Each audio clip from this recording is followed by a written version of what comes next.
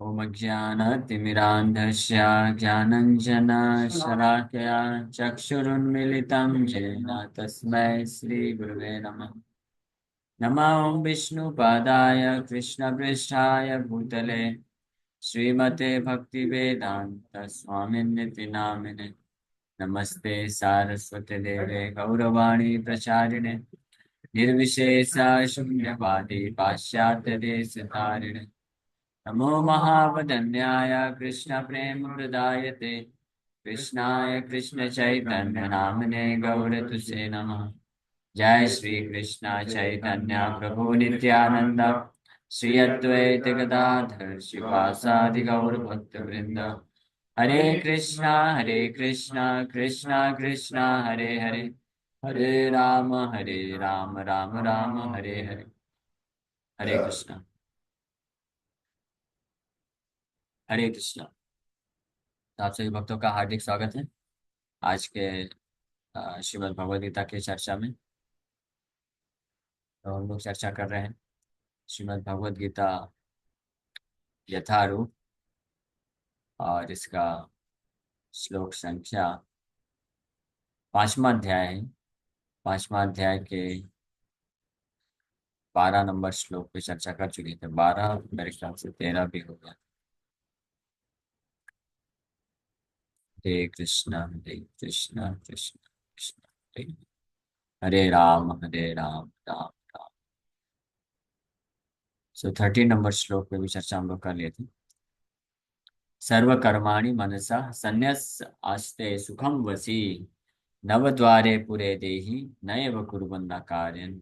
When the embodied living being controls his nature and mentally renounces all actions, he resides happily in the city of nine gates, the material body, neither working nor causing work to be done. कि पूर्ण रूप से कृष्ण भावना भावित, कृष्ण चेतना में रहने वाला जो व्यक्ति होता है, सर्वकर्माणि मनसा संन्यस्य आस्ते, मानसिक रूप से सभी कर्मों से वो मुक्त होता है, संन्यास त्याग देता है। बस बाहरी रूप से, शारीरिक रूप से जो कर्तव्य का पालन करना होता है उसको करता है, लेकिन mentally renounces all actions. Mentally renounces all action का मतलब क्या है? इसका मतलब है कि मन से उस उन कार्यों को करके उससे कुछ लाभ नहीं प्राप्त करना चाहता है। उसे इंद्रिय तृप्ति या सुख की प्राप्ति की उसकी इच्छा नहीं होती है, भौतिक सुख की प्राप्ति की इच्छा नहीं होती। इसलिए, और ये कौन कर सकता है? जो जिसका मन जो है भगवान पे फिक्स है, कृष्णा चेतना है, कृष्ण चेतना है जिसका, कृष्णा कॉन्शियस जिसको बोलते हैं। क्योंकि कायेन मनसा बुद्ध्या केवल यार इंद्रियारपि योगिनः कर्म कुर्वन्ति। योगा योगा 12 नंबर बताया, युक्तः कर्म फलम त्यक्त्वा। युक्त है तो युक्त कहाँ से होता है? मन से। मन उसका लगा है, मन मना भव मत भक्तो। इसलिए सारे कर्म के फल को भोगने का जो इच्छा है वो मन में नहीं है उसके। इसलिए तो इस प्रकार से वो अपने living being controls his nature, अपने स्वभाव को। कौन से स्वभाव को? जो बद्धावस्थ कंडीशनिंग के कारण जो स्वभाव होता है, और एक ही स्वभाव है इस संसार में हर व्यक्ति का। क्या है वो? कि to enjoy self gratification to the fullest extent. इंद्र तृप्ति को प्राप्त करने की इच्छा रहती है, तो उसको कंट्रोल कर लेता है, नियंत्रित कर लेता है with the strength of Krishna consciousness. Krishna भावनामृत, कृष्ण चेतना में होने के से जो शक्ति मिलती है उससे वो कंट्रोल कर लेता है, नियंत्रित कर लेता है मन को। और कार्यों को, भौतिक कार्यों को केवल इसलिए करता है ताकि as a matter of duty, कर्तव्य समझ के बस भौतिक कार्यों को करता है। मन वास्तव में कृष्ण के लिए लगा रहता है। तो ऐसा व्यक्ति फिर इस नौ नौ द्वारे सुखम वसी। वसी मतलब जो नियंत्रित किया हुआ है, तो नौ द्वारे, इस शरीर, जो कि नौ द्वार, शरीर को एक सिटी की तरह कंपेयर किया गया जिसमें 9 द्वार हैं, उसमें वो सुख पूर्वक निवास करता है। उसको फिर कोई टेंशन या अशांति महसूस नहीं होती मन में। किसको? जो on the strength of Krishna consciousness, one who can control the urges of mind, urges of mind and urges of senses. मन और इंद्रियों के जो वेग है उसको नियंत्रित कर लेता है। नायम आत्मा बलहीने न लभ्या। ये भी एक उपनिषद में बताया गया है कि नायम आत्मा बल हीनेन लभ्य। आत्मा मतलब, आत्मा रेफर करता है परमात्मा को भी, भगवान को भी, और आत्मा मतलब आध्यात्मिक स्थिति को न लभ्या, कोई प्राप्त नहीं कर सकता है जिसके पास बल नहीं।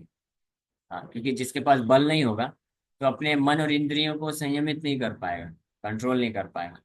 उसका जो अर्ज होगा, वेग होगा, मन और इंद्रियों के जो वेग होंगे, उससे प्रभावित होकर के उसी की तरफ उसका मन चला जाएगा। तो फिर भगवान में कैसे लगेगा, आत्मा के कार्य में कैसे लगेगा फिर वो? तो इसलिए वो आत्मा स्तर को प्राप्त नहीं कर सकता है। लेकिन जिसके पास बल होगा, तो बल बल का इस्तेमाल करके वो अपने वसी वसी मतलब he can control his mind and senses, मन और इंद्रियों को कंट्रोल कर लेगा। हालांकि जो अर्जेस यानी वेग, मन और इंद्रियों के वेग आएंगे कि इस प्रकार की इंद्र तृप्ति कर लो, ये भी कर लो, वो भी कर लो, इस प्रकार से भौतिक सुख प्राप्त कर लो, जो उसके कारण मन अशांत रहता है। लेकिन एक बल पूर्वक जिसके पास बल होता है, वो इस प्रकार के जो मन के अर्जेस हैं, वेग हैं, उसको नियंत्रित कर लेता है। टोटल 6 प्रकार के वेग बताए गए, वो हम लोग अभी चर्चा करेंगे। लेकिन पहले यहाँ पे चर्चा कर रहे हैं कि बल के बिना कोई व्यक्ति ये कार्य नहीं कर सकता है। किस बल की बात की जा रही है? ये भौतिक बल की बात नहीं की जा रही है। जैसे एक बड़े फेमस सन्यासी हुए, नाम लेना उचित नहीं रहेगा, लेकिन जिनका विदेश में जाकर के गीता के ऊपर प्रवचन भी किए और बहुत फेमस हो गए, आज तक फेमस हैं पूरे ऑल ओवर वर्ल्ड में। लेकिन वो इस श्लोक को समझ नहीं पाए, जहाँ पे बताया नायम आत्मा बलहीने न लभ्या। तो इसका अर्थ वो क्या करते हैं? वो बोलते हैं कि अगर कोई फिजिकली वीक है, शारीरिक रूप से कमजोर है, तो वो आत्मा साक्षात्कार को प्राप्त नहीं कर पाएगा। हाँ, इस प्रकार से वो समझते हैं शारीरिक स्तर का कमजोरी और जो बल है उसका कोई फर्क नहीं पड़ने वाला है। अगर शारीरिक रूप से कोई बलशाली होगा, वो आत्मा के स्तर को प्राप्त कर लेता, तो कोई जितने भी ये जो बॉक्सर हैं, चैंपियन है, डब्ल्यू डब्ल्यू वाले जो हैं, ये सब आत्म साक्षात्कार वाले होने चाहिए थे। हाँ, फिर जो शेर है, हाँ शेर है, हाथी है, ये तो सबसे बड़े सेल्फ रिलाइज सोल होने चाहिए थे ना। तो इतना भी वो नहीं समझ पाया। और वो लेकिन इस प्रकार से इस श्लोक को जो है समझाए। ये बोले कि आत्मा बल के बिना, जब तक बल नहीं होगा, शारीरिक शक्ति नहीं होगी, तब तक आत्मा स्तर तक नहीं पहुंच पाएंगे। इसलिए शारीरिक शक्ति बनाने के लिए आप मांस मछली खाओ, मांस मछली खाओ, स्पोर्ट्स खेलो, क्रिकेट खेलो, और स्पोर्ट्स में जाओ, एक्सरसाइज करो, जिम करो। आजकल के जिम आ गए, उस समय जो भी रहा हुआ, तो एक्सरसाइज करो, स्पोर्ट्स खेलो, और मांस मछली खाओ, और इससे बल अर्जन करो। तो जब शारीरिक बल आएगा, तब आत्मा के स्तर को प्राप्त कर सकेंगे। हाँ, लेकिन यहाँ पे उस बल की बात नहीं की जा रही है। हमारे वैष्णव आचार्य इसको बहुत अच्छे से समझाते हैं। नायम आत्मा बलहीने न लभ्या का मतलब है जो बलहीन है ना, बलहीन है। तो बलहीन है मतलब बलरामहीन है, जिनके जीवन में बलराम की कृपा नहीं है, भगवान बलराम या नित्यानंद प्रभु की कृपा नहीं है। क्योंकि भगवान बलराम या नित्यानंद प्रभु ही सबसे बड़े बल, सबसे ज्यादा बलशाली है। और यहाँ पे बल जो है स्ट्रेंथ रेफर करता है, आध्यात्मिक बल की बात की जा रही है। तो जब तक आध्यात्मिक शक्ति नहीं होगी किसी के पास, वो आत्मा के स्तर को प्राप्त नहीं कर सकता है। वो जानते हुए भी, जान पता भी होगा उसको, फिर भी वो एक्ट नहीं कर पाएगा, वो कार्य नहीं कर पाएगा। जैसे कई लोग होते हैं ना, वो बोलते हैं हमको मालूम है प्रभु जी कि भगवान कृष्ण है, हमारे जीवन का लक्ष्य है कि हम भौतिक संसार से, बंधन से मुक्त हो जाएं, लेकिन नहीं कर पा रहे। क्यों नहीं कर पा रहे हैं? क्योंकि बलहीन है ना, आध्यात्मिक स्ट्रेंथ नहीं है, स्पिरिचुअल स्ट्रेंथ नहीं है। शारीरिक बल तो बहुत है, शारीरिक बल है, सामाजिक बल है, पैसा है, संपत्ति, सब कुछ है। लेकिन फिर भी क्या है, आध्यात्मिक बल की कमी होने के कारण व्यक्ति आत्मा के स्तर के कार्य को नहीं कर पाता, आत्म साक्षात्कार को प्राप्त नहीं कर पाता है। हाँ? तो इसलिए जरूरी है कि वो आध्यात्मिक शक्ति को अर्जन करे, क्योंकि जब आध्यात्मिक शक्ति होगी, स्पिरिचुअल स्ट्रेंथ जिसको बोलते हैं, तो स्पिरिचुअल स्ट्रेंथ के बल पे, उस आध्यात्मिक शक्ति के बल पे व्यक्ति अपने मन और इंद्रियों के जो वेग हैं उनको नियंत्रित कर पाएगा। मन और इंद्रियां हमेशा क्या बोलती हैं? मन और इंद्रियां हमेशा आपको यही इच्छा, आपको यही प्रेरणा देंगे कि आप इस संसार में रह के मनोरंजन करें। मन को जो अच्छा लगे वो कार्य करिए। मन को क्या अच्छा लगता है? मन को तो इस संसार की इंद्रिय तृप्ति अच्छी लगती है। मन को तो मूवीज देखना अच्छा लगता है ना, फिल्मी सॉन्ग सुनना अच्छा लगता है। मन को थोड़ी ना गीता का प्रवचन सुनना अच्छा लगता है। वही तो आप लोग हैं, आप लोग भक्त हैं, आपके पास स्पिरिचुअल स्ट्रेंथ है, इसलिए आप अपने मन को नियंत्रित करके और ये जूम में ज्वाइन करके गीता का प्रवचन सुनने के लिए बैठे हैं। बाकी लोग क्या कर रहे होंगे? बाकी तो कोई ना कोई तो प्रवचन सुनेंगे ही, मूवी देखेंगे, यूट्यूब में देखेंगे, व्हाट्सएप चलाएंगे, इंस्टाग्राम फेसबुक चलाएंगे। तो वहां तो मन खींच के लेके जाएगा, क्योंकि वहां पे मनोरंजन मिल रहा है, सेंस ग्रेटिफिकेशन मिल रहा है। तो जिनके पास आध्यात्मिक शक्ति नहीं होती है, तो वो इस प्रकार से अपने आप को रोक नहीं पाते हैं कि हम मन के संतुष्टि के लिए जो कार्य है उसको ना करें, और इसलिए वो इसमें फंस जाते हैं। और जो गीता के प्रवचन है, भागवत के प्रवचन, उसको सुनने के लिए प्रेरित नहीं हो पाते। इसलिए आध्यात्मिक शक्ति के बल पे ही कोई व्यक्ति अपने मन और इंद्रियों को नियंत्रित कर सकता है, और तभी वो आध्यात्मिक जीवन को सीरियसली, गंभीरता पूर्वक ले पाएगा। जैसे कल एकादशी, तो अब जिसके पास आध्यात्मिक शक्ति होगी वही एकादशी व्रत का पालन कर पाएगा, वही एकादशी में नाम जप कर पाएगा, और और उसी को जो है श्रद्धा रहेगी, और वो भगवान के लिए पूरा अपना समय समर्पित कर पाएगा। जिसके पास नहीं होगी तो नहीं कर पाएगा। तो इसलिए आध्यात्मिक शक्ति अर्जन करना बहुत जरूरी है। तब मन के वेगों को कंट्रोल किया जा सकता है। आध्यात्मिक शक्ति कैसे अर्जन होगी, वो यहाँ पे बताया गया है। युक्ता, हाँ, युक्ता मतलब जब कृष्ण से कनेक्ट हो जाते हैं, कृष्ण से कनेक्ट होने से, कृष्ण कॉन्शियस, कृष्ण चेतना विकसित होने पे आध्यात्मिक शक्ति प्राप्त होती है। तो जितनी मात्रा में हम भगवान कृष्ण से अपने आप को जोड़ते हैं, उनका नाम जप करते हैं, उतनी मात्रा में हमको स्पिरिचुअल स्ट्रेंथ, आध्यात्मिक शक्ति प्राप्त होती है। और इस आध्यात्मिक शक्ति के बल पे ही हम अपने मन और इंद्रियों के जो वेग हैं, 6 प्रकार के वेग स्पेशली बताए गए। वाचो वेगम, मनसा क्रोध वेगम, जिह्वा वेगम, उदर उपस्थ वेगम, एतान वेगान विषयेत धीरा पृथ्वीम पृथ्वीम अपि सशिष्यात्। वो पूरे पृथ्वी में जगत गुरु बनने का अधिकारी बन जाता है। वो पूरे पृथ्वी में शिष्य बना सकता है, जो इन 6 प्रकार के वेगों को, मन के, वाणी के, क्रोध के, और जीवा, उदर, उपस्थ, इन 6 वेगों को जो नियंत्रित कर सकता है। हाँ, रूप Goswami nectar of instruction Upadeshamrita में पहले श्लोक में इसका इसका वर्णन करते हैं। सभी भक्तों को उपदेशामृत ग्रंथ का ही पढ़ना चाहिए। एटलीस्ट पहले 4 श्लोक तो सारे ही पढ़ना चाहिए, 11 श्लोक ही हैं, ज्यादा नहीं है। तो पहले 4 श्लोक वास्तव में ये सिखाते हैं कि एक साधक को कैसे, किस प्रकार से इन 24 तरह की चीजें दी हैं जिनको पालन करना चाहिए। कुछ चीजें नहीं करने के लिए बोला गया है, और कुछ चीजें करने के लिए बोला गया है। तो हर श्लोक में 6 6 ऐसी बातें बताई गई। तो जो पहला श्लोक है उसमें 6 प्रकार के वेग हैं जिनको नियंत्रित करने के लिए बोला गया है। तो आध्यात्मिक शक्ति के कारण ही, के बल पे ही आध्यात्मिक शक्ति जब होगा तो वो कर सकता है। और इस प्रकार से जो कृष्णा कॉन्शियस व्यक्ति होता है, पूर्ण रूप से कृष्ण भावना भावित व्यक्ति होता है, तो आ, वो व्यक्ति आध्यात्मिक शक्ति अर्जन करता है, और इस प्रकार से अपने वशी कहलाता है, वन हु इज कंट्रोल्ड। वो नियंत्रित कर सकता है अपने मन की गतिविधियों को, और इस शरीर में रहते हुए भी वो सुखी पूर्वक रहता है, सुख पूर्वक रहता है। नवदारे पूरे देही नए कुर्वन न कार्यन। ना तो वो कुछ करता है और ना कुछ करने के लिए प्रेरणा देता है। वो शरीर, जैसे पिछले 3 4 श्लोक पहले बताया गया है, तो शरीर की जो गतिविधियां अपने आप होती रहती, ईटिंग, स्लीपिंग, ये सब जो है कार्य चलता रहता है, उसमें उसको ज्यादा फोर्स नहीं करना पड़ता है अपने। लेकिन अन्य जो इंद्र तृप्ति की कार्य है, उससे अपने आप को छोटा छुड़ा करके वो सुखपूर्वक कृष्ण की सेवा में लग जाता है। अब आगे श्लोक में बता रहे हैं कि इस प्रकार से जब कोई जीवन यापन करता है तो क्या होता है। न कर्तृत्वम न कर्माणि लोकस्य सृजति प्रभु, न कर्म फल संयोगम स्वभावस्तु प्रवर्तते। The embodied spirit, master of the city of his body, does not create activities, nor does he induce people to act, nor does he create the fruits of action. All this is enacted by the modes of material nature. यहाँ पे भगवान बता रहे हैं कि जो आत्मा है, जीवात्मा है, वो इस भौतिक शरीर के अंदर रहते हुए वो किसी भी प्रकार के कार्य को ना तो करता है ना तो करवाता है वास्तव में, और ना ही किसी भी प्रकार के कार्य का जो फल होता है उसकी रचना करता है। कार्य के फल को तो खैर भगवान देते हैं, और जो कार्य करवाया जाता है भगवान भी प्रकृति के अनुसार, प्रकृति के नियम के अनुसार प्रदान करते हैं। और जो शरीर के द्वारा जो कार्य होता है वो भी प्रकृति के 3 गुण कराते हैं, और अन्य लोगों को भी जो प्रेरणा मिलती है वो भी प्रकृति के 3 गुणों के माध्यम से मिलती है। ये श्लोक को भगवान ऑलरेडी 3rd चैप्टर में बता चुके हैं, तीसरे अध्याय में। उसको वापस से अलग तरीके से रिपीट कर रहे हैं।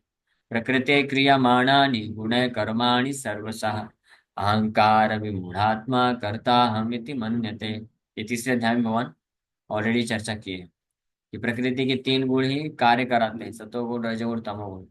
जो जिन इन तीन गुणों में से जैसे प्रभावित होता है वैसे कार्य करता है। तमोगुण में जो व्यक्ति प्रभावित है तो निद्रा, आलस्य, प्रोकास्टिनेशन, इसमें एक इस प्रकार का कार्य करता है ना। और जो रजोगुण से प्रभावित है वो बहुत एक्टिव होकर के कार्य करता है।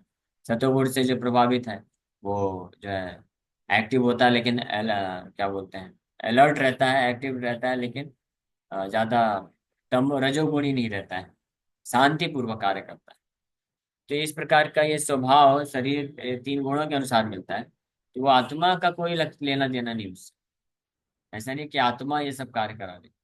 इसलिए मैंने बोले न कर्तृत्वम न कर्माणि लोकस्य सृजति प्रभु, the master of the city of the body. तो हालांकि इस भौतिक शरीर का प्रभु है, प्रभु मतलब मास्टर, यानी कंट्रोलरशिप दिया गया है, भगवान बोल रहे हैं इस संसार में सेंस ग्रेटिफिकेशन के लिए, लेकिन वास्तव में वो नहीं करता है। तो प्रभु मास्टर क्यों बोला गया है? जब प्रकृति कराती है, न कर्म फल संयोगम स्वभावस्तु प्रवर्तते। स्वभावस मतलब प्रकृति के तीन गुण कराते हैं कार्य। हाँ, प्रकृति के तीन गुण कार्य भी कराते हैं, और जो कार्य करने का जो फल है वो भी प्रोवाइड करता है। जीवात्मा का कोई लेना देना प्रैक्टिकली है नहीं। वो पूरी तरह से अलग। तो फिर यहाँ पे प्रभु क्यों बोला जा रहा है? Master of the city of his body. प्रभु का मतलब तो होगा कि जो कंट्रोल करता हो, जिसके कारण होता हो। तो प्रभु बोल करके सूचना मिल रही है कि वास्तव में जीवात्मा के का ही कारण है, जीवात्मा के कारण ही होता सबका। क्योंकि इस श्लोक के बेसिस में, या तीसरे अध्याय का जो श्लोक भगवान बोले, प्रकृति क्रियमाणानि गुण कर्माणि सर्वसा अहंकार विमूढ़ात्मा कर्ताहम इति मन्यते। तो इस श्लोक को अगर कोई अच्छे से, इस श्लोक को और इस 5वें अध्याय का ये 14 नंबर जो श्लोक, इसको अगर कोई अच्छे से नहीं समझेगा तो वो बोलेगा कि फिर मेरे द्वारा जो पाप कर्म किया जा रहा है उसका सजा मुझे क्यों मिलना चाहिए जब मैं नहीं कर रहा हूँ? प्रकृति के तीन गुण करा रहे हैं प्रभु जी, है ना। तो क्या तुम हमेशा सोते रहते हो? कुछ उठ के जब उप कर लिया करो। प्रभु जी आप ही तो क्लास में बताए थे प्रकृति के तीन गुण करा रहे हैं, मैं क्या करूँ? मैं तमोगुण से प्रभावित हूँ, हाँ, तो मैं सोता रहता हूँ। आप जो है सतोगुण से प्रभावित है, तो आप हमेशा नाम जप करते रहते हैं। तो आप अपना काम करिए, मुझे अपना काम करने दीजिए, है ना। सही बात है ना? नहीं, सही बात नहीं है। हालांकि प्रकृति के तीन गुण कराते हैं, लेकिन यहाँ पे भगवान फिर तीसरे अध्याय में जब भगवान ये श्लोक बोले तो कोई ऑब्जेक्शन उठाएगा? अर्जुन ऑब्जेक्शन उठा सकता है, कोई उठा सकता है। हालांकि भगवान एक्सप्लेन भी कर दिए थे वहां पे। लेकिन कोई अच्छे से समझेगा नहीं तो ये बोलेगा कि मेरे द्वारा फिर जो पाप कर्म किया जाएगा तो उसका भी मुझे फल क्यों मिलना?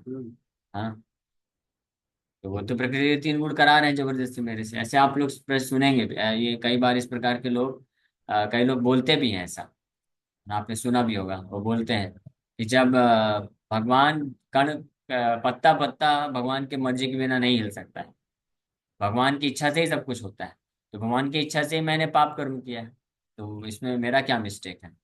मुझे इसमें क्यों सजा मिलना चाहिए? तो इसके लिए भगवान उत्तर दे दिए क्या? लोकस्य सृजति प्रभु, न कर्तृत्वम न कर्माणि लोकस्य सृजति प्रभु। प्रभु है वो, प्रभु मतलब आदेश देने वाला। हाँ, जीवात्मा मास्टर है ना। तो हालांकि करते तो प्रकृति किस तरह से, एक तरह से जो है बस फैसिलिटेट करती है कार्य, सब प्रकृति के तीन गुण करते हैं, करवाते हैं। लेकिन मास्टर प्रभु होने के कारण जीवात्मा की इच्छा अनुसार ये होता है। तो हमारा, हम जो भी कार्य करते हैं तो उसका रिएक्शन हमको क्यों मिलता है? क्योंकि हमारी इच्छा होती है, वो इच्छा के कारण होता है। जैसे एक आप कोई कैब बुक करते हैं, ओला या उबर कैब बुक करते हैं, तो उसमें आप बैठ जाते हैं। तो कौन चला रहा है गाड़ी? हाँ, ड्राइवर चला रहा है, लेकिन ड्राइवर नहीं चला रहा है। हाँ, हम, लेकिन हम तो नहीं चला रहे हैं। हमारी इच्छा है ना, हम जैसा बोलेंगे, जैसा डेस्टिनेशन बोलेंगे, ड्राइवर बस लेके जाता है। तो हमको चलाना नहीं आता है, सही बात है, लेकिन चलती है गाड़ी हमारी इच्छा से। इसलिए उस समय उस कार के मालिक कौन हो गए? हम हो गए, वो तो ड्राइवर हो गया। जहाँ जहाँ हम बोलेंगे लेके जाएगा। तो उसी प्रकार से प्रकृति के तीन गुण कार्य करते हैं वो ड्राइवर की तरह। लेकिन इच्छा किसकी है? प्रभु की है। हाँ, छोटे प्रभु है ये, जीवात्मा प्रभु। हाँ, भगवान विभु हैं, बड़े प्रभु हैं, लेकिन भगवान बोल रहे हैं लोकस्य सृजति प्रभु, ये जीवात्मा प्रभु मेरे ये इच्छा करते हैं अलग अलग प्रकार की, तभी प्रकृति के तीन गुण उस प्रकार की फैसिलिटी प्रोवाइड करते हैं। इसका क्या मतलब? हाँ, पाप कर्म करके भी इंद्र भोग करना चाहता है जीवात्मा, तो भगवान फैसिलिटी देते हैं, okay all right, take this facility, intelligence भगवान देते हैं। अरे तुम्हारी ये इच्छा था, इस प्रकार से तुमको भोग करना था, तो ये लो, इस प्रकार से बुद्धि भगवान देते हैं, ज्ञान देते हैं, और वो शरीर देते हैं, और रिसोर्सेज प्रोवाइड करते हैं। तो प्रकृति सब अरेंजमेंट करती है भगवान के आदेशानुसार, और जीवात्मा की इच्छा के अनुसार होता है सब कुछ। तो इसलिए रिएक्शन भी कौन भोगेगा? जीवात्मा ही भोगेगा, प्रभु ही भोगेगा ना। हाँ, ओला कैब वाले को आपने अगर गलत डेस्टिनेशन डाल दिया मैप में, तो गलत जगह लेके जाएगा, तो उसका रिएक्शन किसको मिलेगा?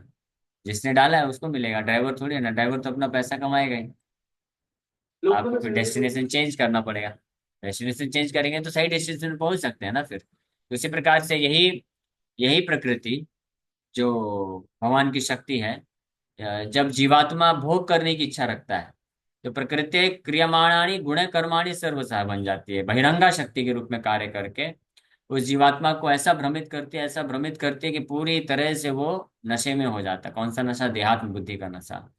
पूरी तरह से नशे में आकर के क्या करता है, हर प्रकार के पाप कर्म करता है, भोग करता है, संसार में दुख भोगता रहता है।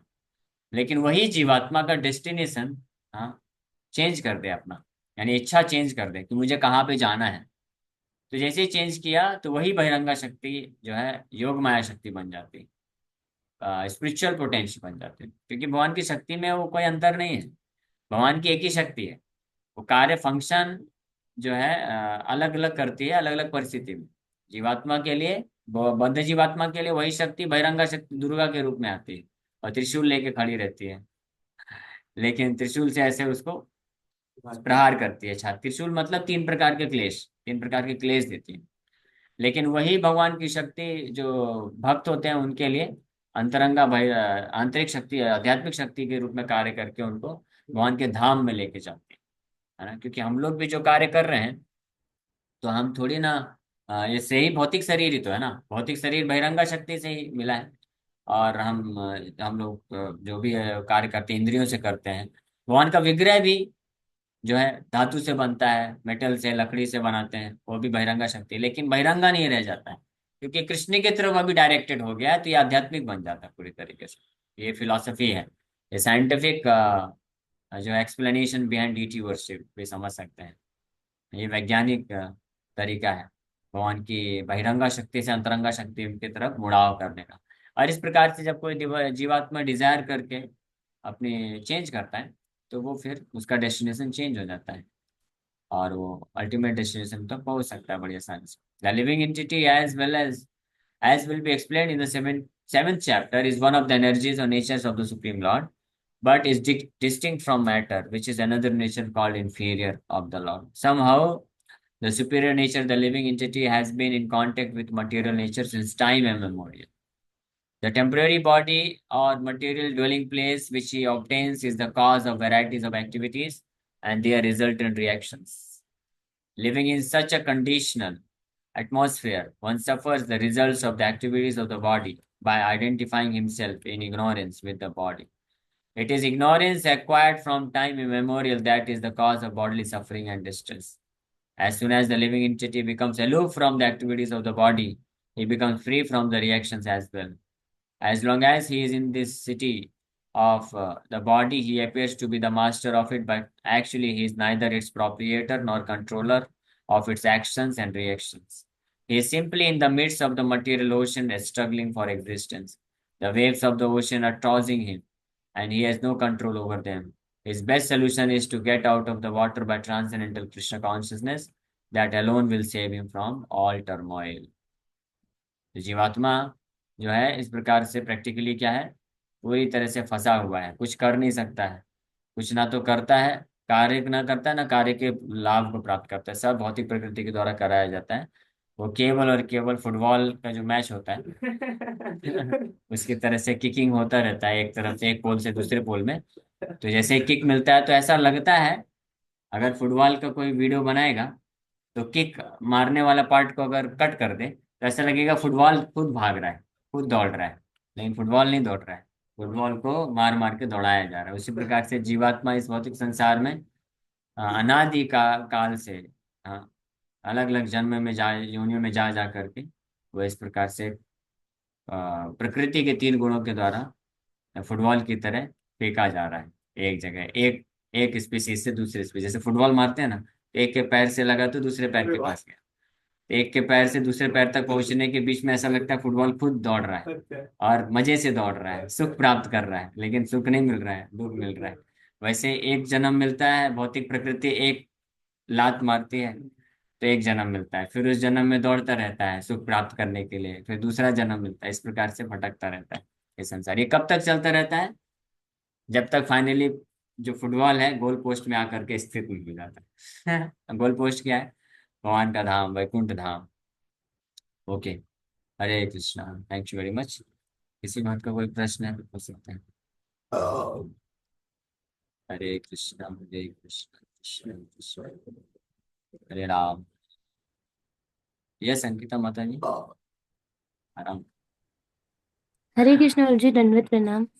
हरे कृष्ण। प्रभु, अभी आपने जो लास्ट में एग्जाम्पल दिया था, ये पूछना था कि जैसे आपने एक बार कहा था कि भक्त मोक्ष की भी इच्छा नहीं रखता है, और भक्त जो है वो ये भी नहीं चाहता कि इस जगत में मतलब उसे बेस्ट मिले, तो उसे क्या प्रार्थना करनी चाहिए फिर ये फुटबॉल का गेम ताकि खत्म हो, क्या सोचना चाहिए मतलब? हरे कृष्ण। प्रार्थना करना चाहिए, भगवान मुझे फुटबॉल ही बना के रखो, लेकिन आपके चरण कमल में ही केवल फुटबॉल आप ही किक करते रहो। ये माया के द्वारा किक नहीं चाहिए ये भक्तों को। माया काम क्रोध दास हैया, तार लाठी खाय, भ्रमित भ्रमित यदि साधु वैद्य पाय। ये एक चैतन्य चैतन्य में बताया गया है कि काम और क्रोध का दास होकर के उनका लाठी खाता है, लाठी या लात खाता है। काम और क्रोध माया के लात खा करके क्या होता है, जीवात्मा का केवल दुख ही दुख भोगता है। हाँ, लेकिन भ्रमित भ्रमित अगर भ्रमण करते करते साधु वैद्य, साधु गुरु के चरणों में आ गया तो उनका लात पड़ने से फिर क्या हो जाता है, सीधे गोल पोस्ट में एंट्री हो जाती है, हमेशा के लिए वैकुंठ धाम पहुंच जाता है। तो साधुओं का लात खाना, खाना मैं थोड़ा लैंग्वेज अच्छा नहीं लग रहा होगा। साधुओं के जो तीक्ष्ण जो इंस्ट्रक्शंस होते हैं, उस उसको जो सहन कर लेगा और आध्यात्मिक प्रगति के लिए जो तत्पर हो जाएगा, तो वो डायरेक्ट जो एंट्री कर सकता है भगवान के वैकुंठ धाम को। हाँ, इसलिए भगवान कृष्ण बोलते हैं भगवद गीता में। हाँ, क्या बोलते हैं? ततो दुस्संगम उत्सृज्य साधु साधु सज्जेत बुद्धिमान, सत्सु सज्जेत बुद्धिमान, संत एवास्य छिन्दन्ति मनोव्यासंगम युक्ति भी।